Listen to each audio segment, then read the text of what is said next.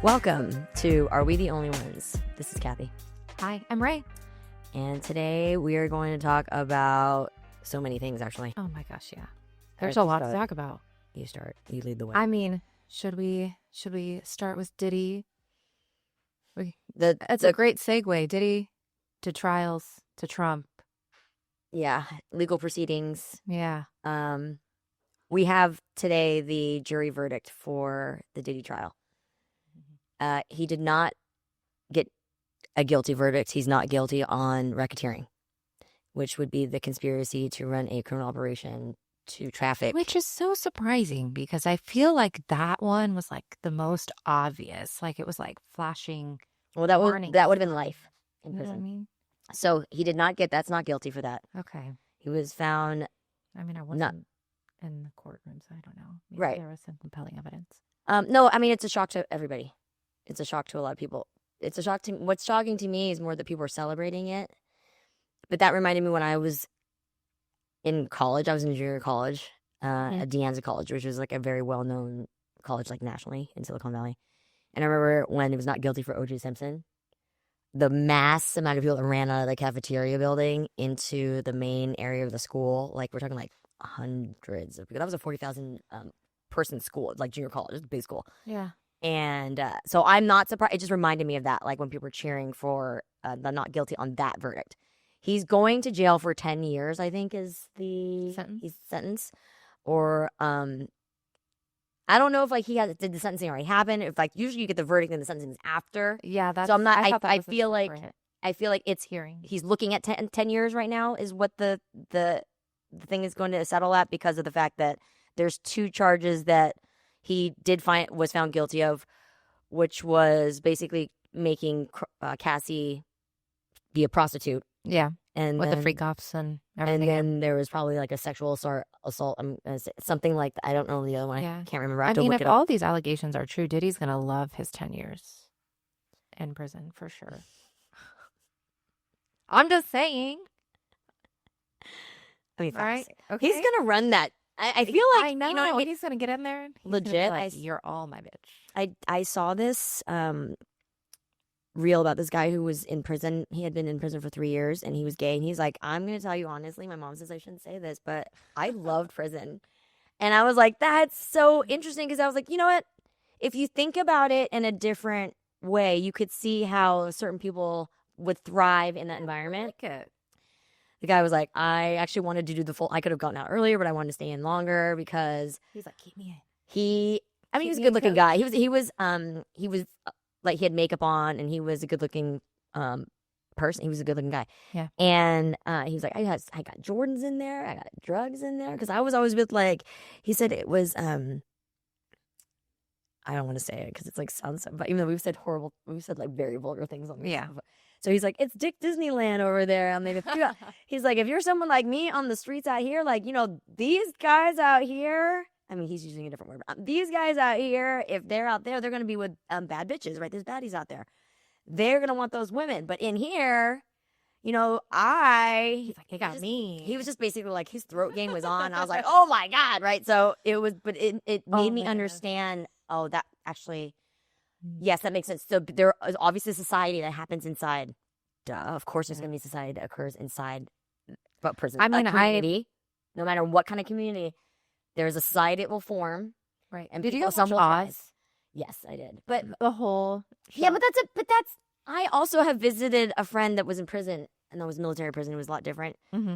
He was actually entrapped into selling drugs, and it wasn't fair the way that went down. But it was a time when it was like very scary for the military because people were doing a lot of ecstasy.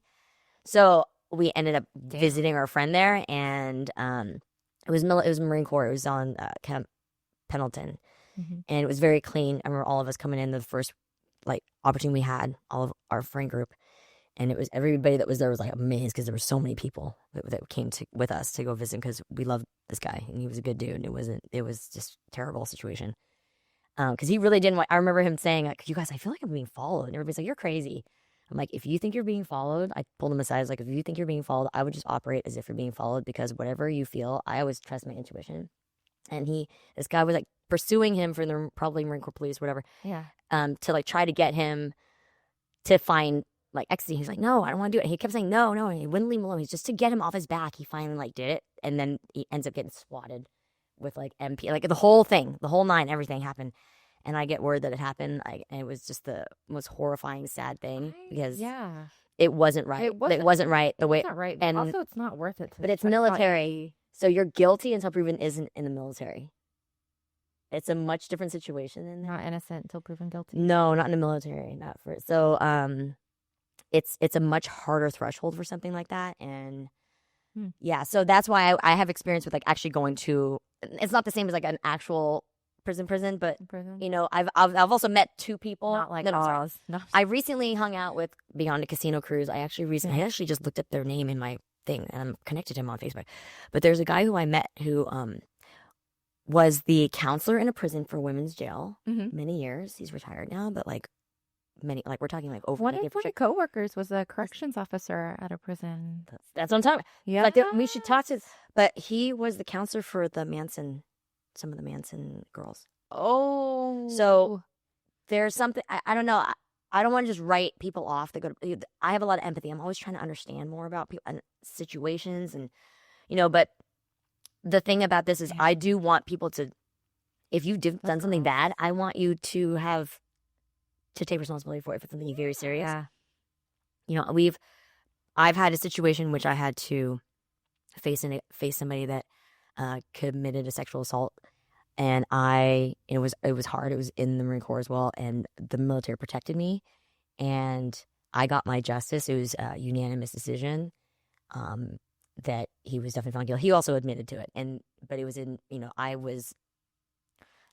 felt protected in that particular situation. You felt protected. In my situation, I did not feel protected. I know. At all. But mine was not in the military. Yeah. Mine was just through your good old-fashioned justice system. But you were also a child, and then I was a spouse. And sometimes I feel like because I was a spouse versus if I was the female Marine, if I had been a female Marine doing it, I don't know that I would have gotten justice. Oh, girl, that's, a whole different episode. Yeah. So I was very well aware of that. Like, it hurts me even just to, like, know that now. Like, it chokes me up just to even think about that now for all the women that don't get their justice, because it's a very violent situation when they're going through it. I made sure he didn't touch me. It was a much more, like, stay away from me situation. And because he had used, like, top secret information to try to blackmail me, I was like, I'm not going to say a word. I'm going to go to NCIS. No one, when I did my report, I was like, I'm not telling anybody that doesn't have clearance to talk about it. And it's funny, I've talked about this with you before, never shed a hair, thinking about the women that didn't get justice, all of a sudden just got me. And so, because I got my justice. And so right now, when I'm thinking about, you know, who's in the White House right now, all the things that we know about him that are proven in court, even through appeal, have been reaffirmed, right? Yeah. He's done it. Like, I'm literally looking, you know? Yeah. And so when I'm looking at, you know, we were talking about Elon Musk dropping that tweet about that Donald Trump is in the Epstein files. Mm-hmm. When I ended up asking my husband, who is a lawyer, to look up a legal case number that had come across my attention. Yeah. And I think this came up originally in 2016. Yes. It was in the news it was like a flash in the pan. Like, it was on the news and then off. And then everyone kind of forgot about it. And actually, my mother-in-law was like, oh my goodness. So this is the actual. What happened to that court case that was on the news for a minute? And I was like, I remember that too. And that's exactly when Elon Musk says Donald Trump is in the Epstein files. I was like, well, no shit, Sherlock. We already know this from 2016. So you can see, I'm going to put it right. But then see the names. There's been this huge shift on social media where this case is actually being shared. It's kind of going, like, I don't want to use the word viral because it's absolutely devastating. Well, I'm going to read Jane Doe versus Donald J. Trump and Jeffrey E. Epstein. Complaint for rape, sexual misconduct, criminal sexual acts, sexual abuse, forcible touching, assault, battery, intentional and reckless infliction of emotional distress, duress, false imprisonment, and defamation. And the plaintiff is 13 years old. So I remember hearing about this case, and I remember hearing about this girl who was then at the time, it was like in the beginning of COVID, the first year, I remember she was going to reveal herself, because when you're being accused, you have a right in the United States to know who your accuser is. So even if it's Joe or John Doe or Jane Doe, they eventually have to reveal who they are to the person accusing. Also, in my experience, right, it was in 2016, but when I came forward and I made that initial accusation for my predator, it took a year just to even bring the case forward, to even build a quote unquote case. So when people are like, oh, it's 2016, that's when he was running for president, I'm like, this person probably had to come forward before 2016 in order for them to accumulate all of this information and decide whether or not they wanted to move forward with pressing charges. Yeah, and in order to file something like this, doesn't move very quickly. Two people that are this protected and rich, you have to have a lot of evidence. You have to understand that before you can start, okay? And, there's things in this filing, while still under threats of physical harm, it's like, I'm just like flipping through, by coming forward and having no reason to believe that the threats have ever been lifted or would ever be lifted. Plaintiff who has suffered from stress, emotional distress, mental pain, and suffering, among other problems, ever since the assaults was subjected to daily painful reminders of the horrific acts of one of the perpetrators, defendant Trump, via mass media coverage of him starting on or about June 16th, 2015, that over a shorter period of time became a continuous and unavoidable. Exhibit A. Here's the 15th. As a direct result and proximate result of sexual assaults and rapes perpetrated by defendants upon her, plaintiff has suffered stress, emotional distress, and mental pain and suffering, as well as adverse physical consequences. That's 14 and 15. I'm not even into the beginning of all the real distressing, actual discussion of the actual assault stuff. Yeah. Then you have the defamation. They go after her to scare her. They threaten, Yeah. And you can imagine how hard that you're 13 years old, how scary that must have been to even do that, to have the courage to do that. And because we both know what it takes, I didn't have him coming after me threatening. I was protected. That was one of the things that was in the protective order. They sent him to Okinawa. I got to stay on mainland Japan. And so that's really nice. I was protected. The way that it was handled for me was the way that it should be handled for everybody. I was treated with so much respect. But he also got to make $70,000 because it was separation pay from his family. So he actually earned an extra $70,000 bonus in pay. That's wild. Well, I know when they initially arrested my predator, we requested that if he made bail, that we would be notified, just in case he tried to retaliate. I mean, it is in Columbus, Ohio. We're all of maybe a 15-minute drive away from each other if traffic is bad. So it's not terrifying. Yeah. So, or if, he had children that were grown men at that point. Mm-hmm. So they could have retaliated on his behalf or even his wife.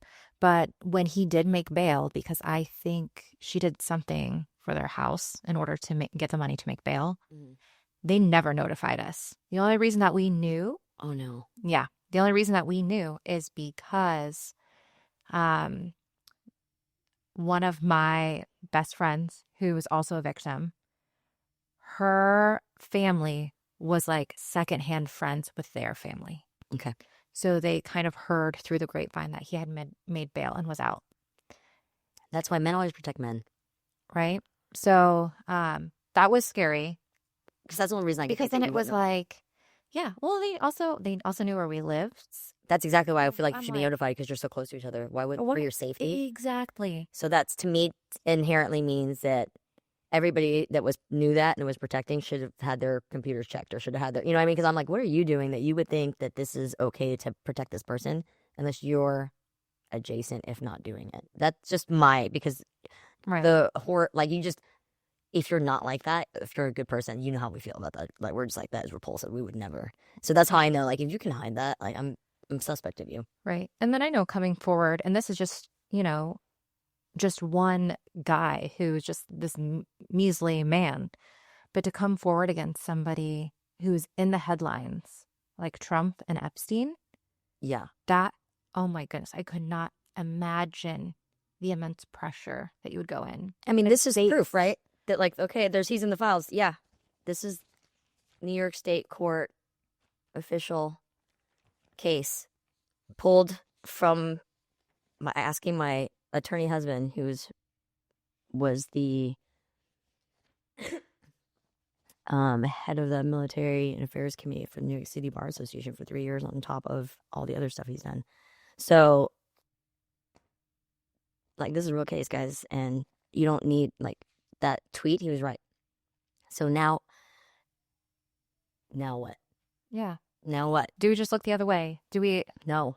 How are we? Like, no. You know, how are we going to approach this conversation with, like, a fellow Trump supporter or to, like, another person who's, like, a Trump supporter, and you're just like, hey, what about this? Like, would you draw the line at this? At him being a pedophile?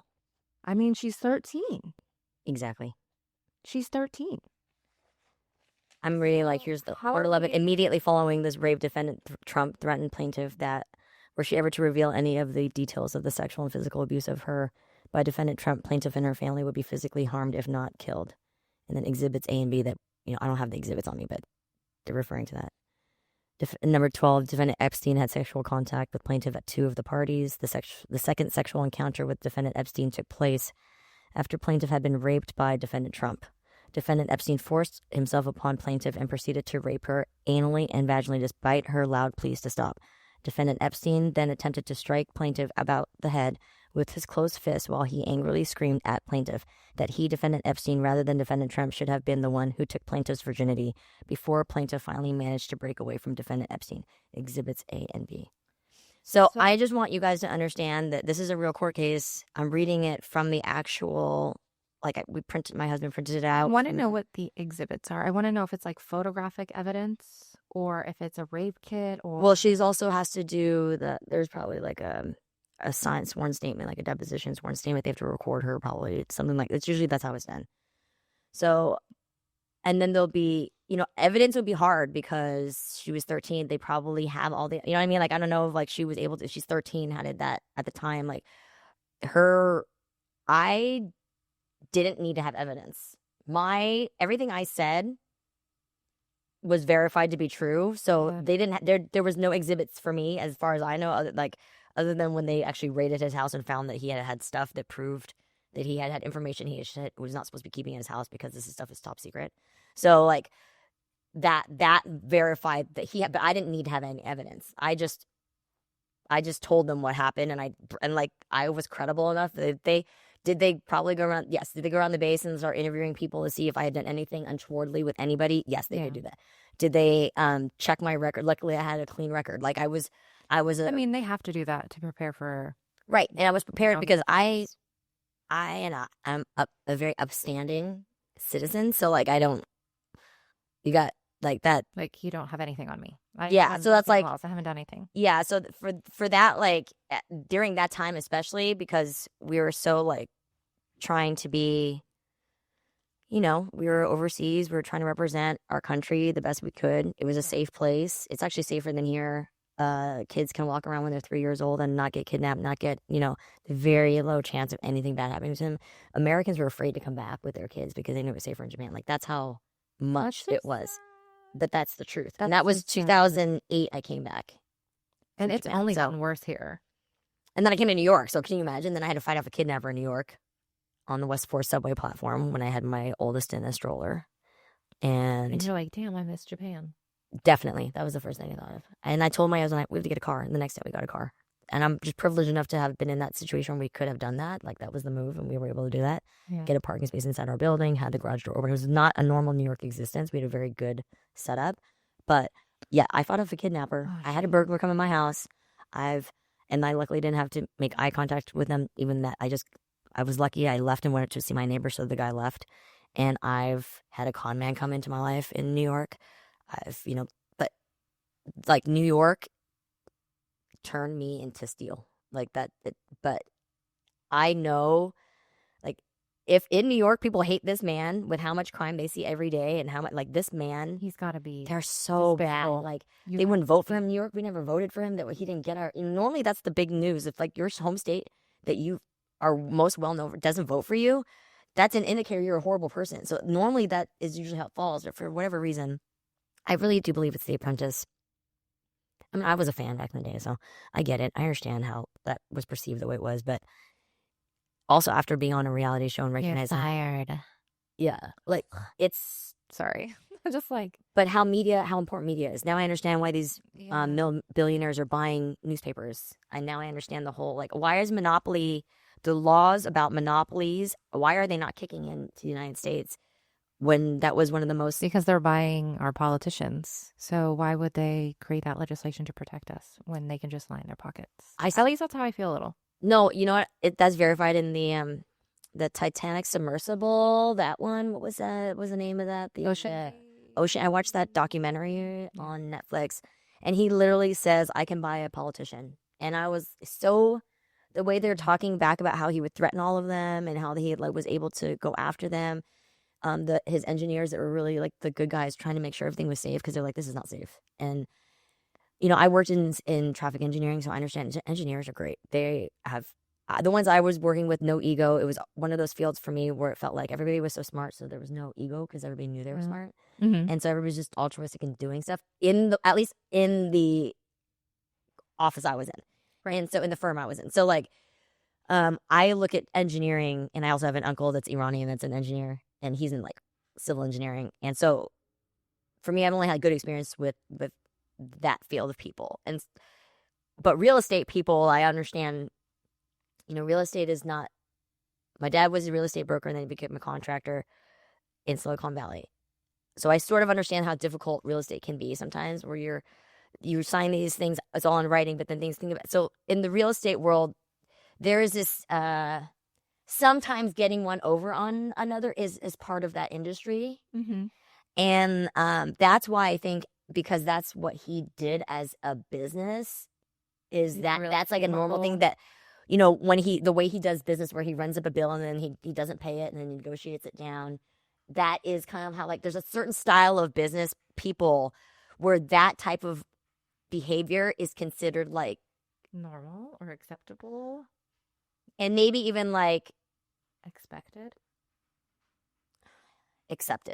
I wouldn't say I would say accept. It's not expected because some people don't do this. I'm like, how could you do it? There is ethics in real estate too. There are ethics, like you don't steal my client between like agents. But when it comes to like contracts and like how you would work up like with the contractor, contracts usually go sometimes, like it's known that if you're doing construction, it's always, you think for twice as long or twice as much as what you budget for, right? And my dad used to get so frustrated. He's like, why is it like this? And I was like, I don't understand what. And he's like, because people have different jobs. Like, you have to deal with so many different people. Like, there's all these other things, and they don't necessarily work as hard. And some people do. It's just a hard concept if you're like a different type of person, or if culturally different or whatever. Things to always just be in order, and because usually happening, like yeah. But really, it's just like a hodgepodge of people coming in when they're available to come in to do that certain part of the job. Yeah, and so I can understand the frustration of real estate and construction and that entire cycle, and how you're getting charged more than you expect, because you're negotiating down all the time, and then you're always like treating each other like everybody's trying to rip each other off. Never paid anything for anyone. So if you imagine if you're successful at doing that multiple times, you're gonna always do that. You can just con America eventually. Well, you're calling all your vendors. You've successfully done that. You've successfully, however many other people, how many other construction people, catering people, whoever. Freaking child cancer charity fund. Yeah, if you're creating a charity, come on, that is disgusting. Even without the pedophilia and the Epstein files, if I was told when I was like 12 years old that the next president, or I would have a president in my lifetime, that funneled money out of child cancer charity, or a charity for child cancer, I would be like, no way, that's disgusting. Who would do that? Presidents don't do that. Like, yeah, there's so many. I mean, the fake university. There's just so many things. It's just, where are we drawing the line for this man? And the people that fall into, I'm hoping that this was the line. Like, maybe people didn't know. I'm going to give everybody credit that they didn't know what was in this legal filing. I'm going to I'm just going to read I read the parts that I thought were, okay, this is something that is something that should move people. I'm not going to read the whole thing. There's so much. I mean, you can literally look it up. You know what I mean? We have it posted on our Substack. I posted it. Yeah. You can literally find it and print it out and read it yourself. I'm not going to, do that because it's a lot. And I'm trying to get, I'm hoping that this is the line. I'm hoping that the benefit of the rest of the country, if we're telling you we're sharing our pain, we're laying bare what the reality is. We're telling you like this is the fact of a real court case that was filed in New York. We have a real connection from Donald Trump and Jeffrey Epstein. They were in a legal filing together as defendants for rape of a child and coercion and also threatening her. If that doesn't do it, then this society has to look at itself, and you have to look in the mirror right now and ask yourself why that has not moved you. So I'm going to play devil's advocate here, right? Because this is pushback that we'll probably get. Okay. Not saying that I'm siding with this. Well, obviously not. Because I'm going through the process thinking myself, right? But what if someone's like, well, she didn't move forward with the case, or she's lying, or she's just trying to get money. But when you do a criminal proceeding, you don't get money. That's civil court. So she's honestly not trying to get money from that. So she was going to reveal herself in the beginning of the first year of COVID, and then they scared her. I remember it was like I was waiting for. I was constantly checking on that, and then they scared her into not doing it because the reality is when you see that he starts getting people start getting. What happens is when people start getting away with sexual crimes in court, if you're waiting for your trial to come up and you're about to decide if you're going to reveal yourself, all of a sudden, every time somebody doesn't get justice, you're less likely to feel safe to then reveal yourself. So as that's also concurrently probably happening, then they're threatening her. Also, they're coming after her. We have the presidential campaign happening. We see like this huge cult-like following that I did not see coming when he announced that he was running for president. You mean the second time? Well, in 2016. Oh, you mean the first time? Yeah, the first time. So then I'm assuming that if she were to reveal herself, not only is she going to be scared because of the strings that Epstein at the time and Trump could pull, but also because we need to remember that he died during Trump's administration. Like they eventually caught him and then mysteriously committed suicide, but we don't know. But not only are you going to get pressure from them, you're also going to get this MAGA following that's going to be also sending you death threats as well. Well, like look at Virginia. She just got hit by a bus and nobody's really talking about it. Right? She was the victim. Mm-hmm. She was one of the traffic victims of Jeffrey Epstein, who was trafficked to Prince Andrew, right? Mm-hmm. She got hit by a bus. Nobody's talking about it. Nobody. And she said, I will never commit suicide. If they ever say that I commit suicide, I was murder. I would never do that. And she got hit by a bus, was going to only survive 3 days, and then she died. And nobody's talking about it. Yeah. So if I'm seeing that, and I'm this girl who was 13 at the time, I'm like, I'm kind of glad I didn't reveal myself because I'd probably be dead right now. Like, honestly, but I want the country to understand. Are you going to let these people, are you going to let this man kill this country? Are you? From what you know it is? Are we going to allow this man to kill this country? Are we going to allow this man to kill America? Like, our golden era is over. How much are you going to let this guy loot our country? Also, I want to shout out Substack, Mary L. Trump. She has a Substack in which I've also, she has an article where the new files that are being released, she starts breaking them down. So I started reading some of that. Super helpful. I got sidetracked by this legal filing because I was just in shock about how vulgar it is. Yeah, I just couldn't believe disturbing it is. Yeah. That he has now 2 terms. So I'm just like very about it. But that's where I'm going to land on this topic. Well, I feel like we only briefly touched on the things with Diddy and tying it into Trump. But I feel like... I mean, do you think he can... I don't know if it's in... What was it? State court only versus federal court? Because he could pardon him. There was conversations about if he was found guilty that Trump could pardon Diddy. Him. Which would also go like... Of course. Maybe Trump isn't racist if he's going to pardon Diddy. Maybe Trump is there's all these maybe he's like, don't tell my secrets that we're all in the same weird human trafficking ring. So I'm going to pardon you. So you keep your mouth shut. Actually, that could be true too. That's how I would look at it. But that's just me. I mean, you're probably right. But I feel like at the end of the day, we're seeing this huge increase of violence against women. I wrote a little article on our Substack to go with our 4B movement. And in it, I was talking about Melissa Hortman. And I was doing some research about female politicians. And what like triggered me to do that was you were talking about the amount of death threats that female politicians face. And I didn't realize it, but they're 3 times more likely to get death threats or any kind of threats than male politicians. And so I think at the end of the day, as a society, we just need to do better in protecting our women and believing our women. Because if that girl, that 13-year-old, felt protected as a society and knew that we stood behind her, I think this would have had a very different outcome versus it just being a quick blip on the news channel. Yeah, because everybody always says, like, well, okay, if it didn't get all the way to trial, blah, blah, blah. But then, like, even when they go to trial, like E. Jean Carroll, right? Like, it went to trial. Even he tried to appeal it. It's been reaffirmed. Still, people are not. They don't believe her. It's because I think, honestly, through media for all these years since Hollywood, we've always been through the point of view of a white male. Even when they do bad things, we watch a lot, like, there's not a lot of movies that are like everything works out and it's like all positive all the time. There's a lot of drama, right? That where you were supposed to, that's why it's interesting. You're looking at characters that are doing things they're not supposed to be doing. But if you have enough of it, maybe after a while we can identify with that person so that when we actually see this person, as it's happening, we're so confused it's actually happening. It feels like a movie. Maybe we're desensitized because we've seen this person. And now, particularly with him, we've seen him in different mediums. So, like, typically it's 3 different mediums that a person sees before you actually feel like this is very legitimate, which would be in print, in, like, radio type of vibe, and then in, like, TV or film.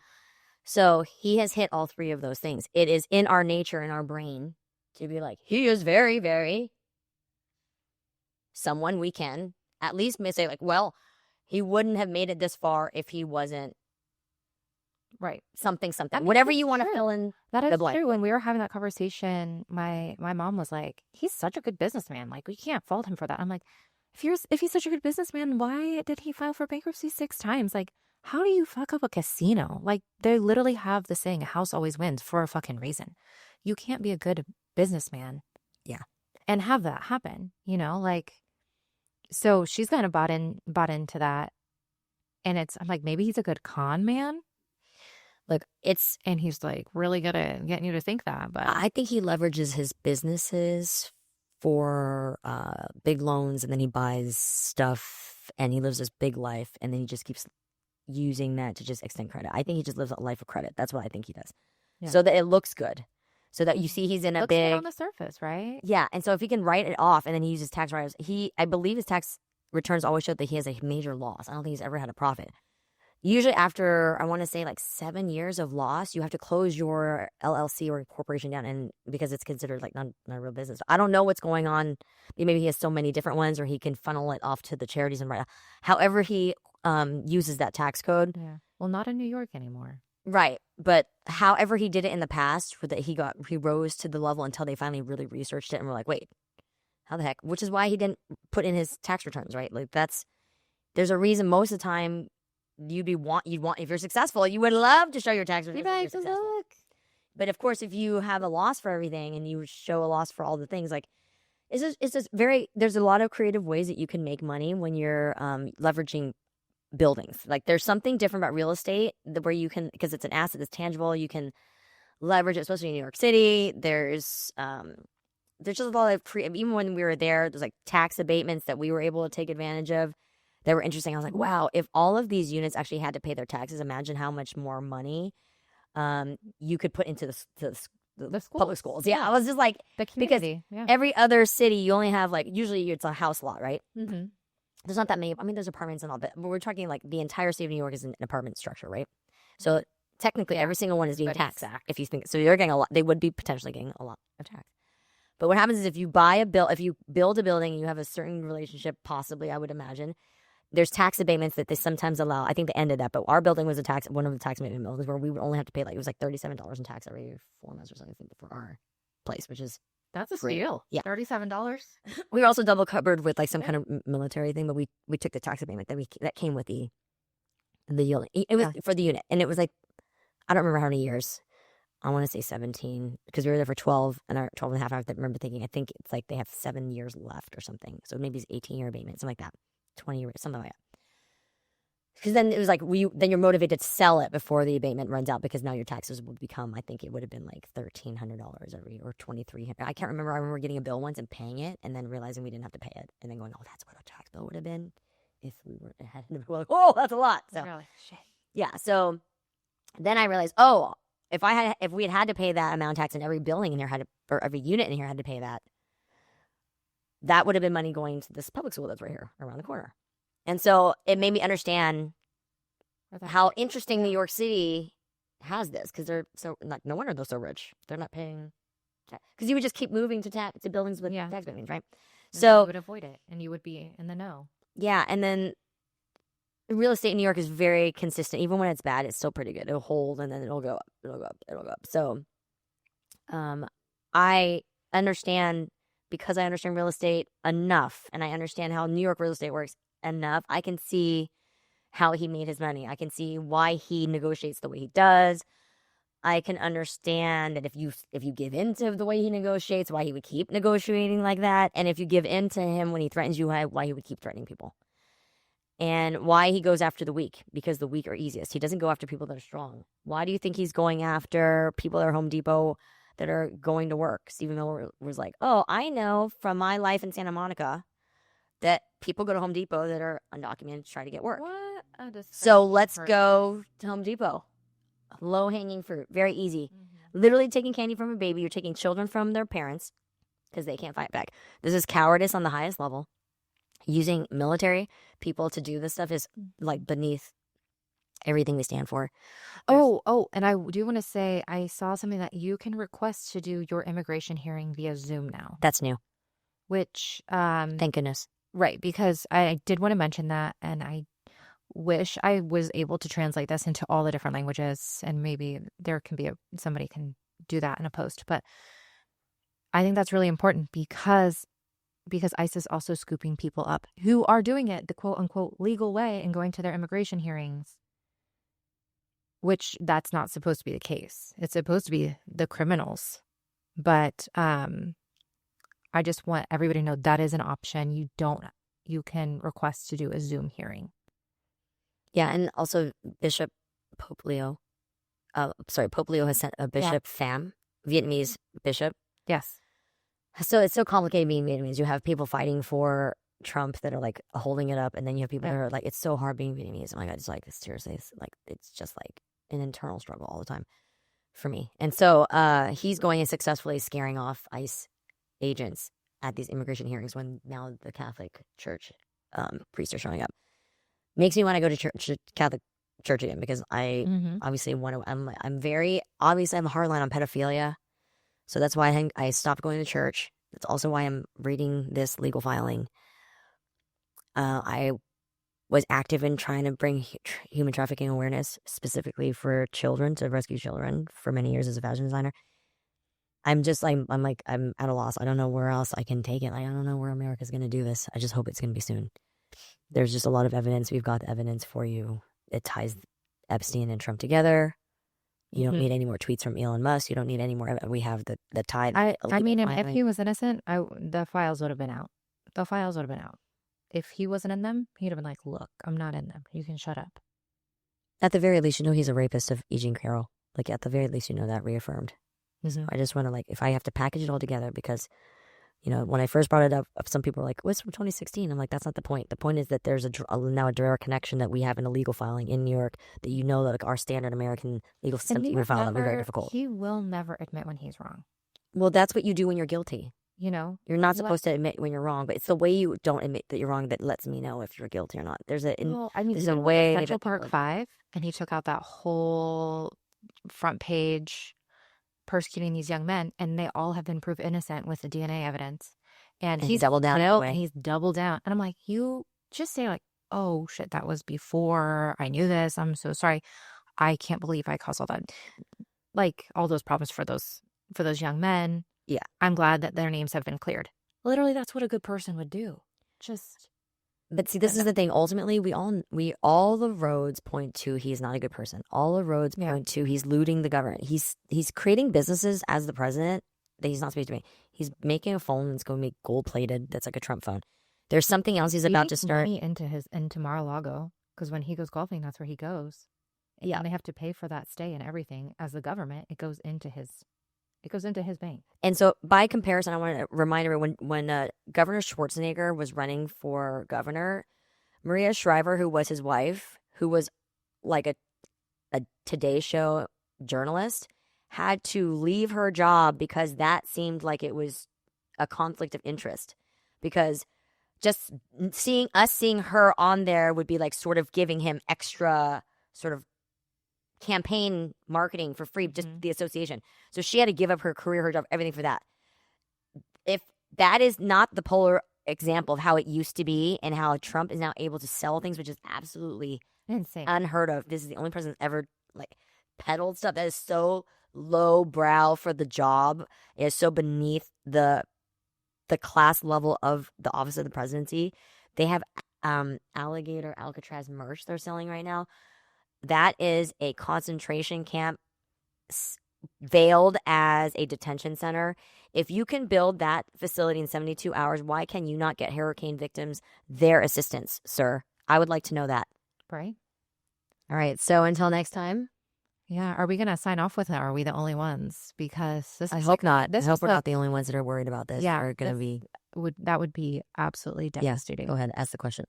Are we the only ones fed up with this bullshit? Are we the only ones that have already drawn a line?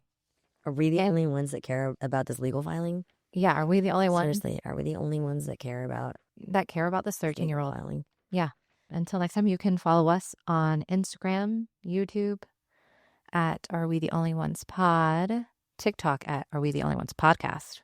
And always Substack, of course, where you have the most information from us, I think. Yeah, I think that's where we're like the most active with articles and things like that. Yeah. And that one's arewetheonlyones.pod.com. And you can subscribe for free. You can follow us for free. You don't have to put in a credit card. You can just feel free to subscribe for free on Substack. Just get the content, and then please like and review the podcast wherever you're listening. Yeah, that's how you're listening. Yeah. We've been gaining followers every day, so it's really nice. Yes, but not really. Sounds good. All right. Until next time. Bye.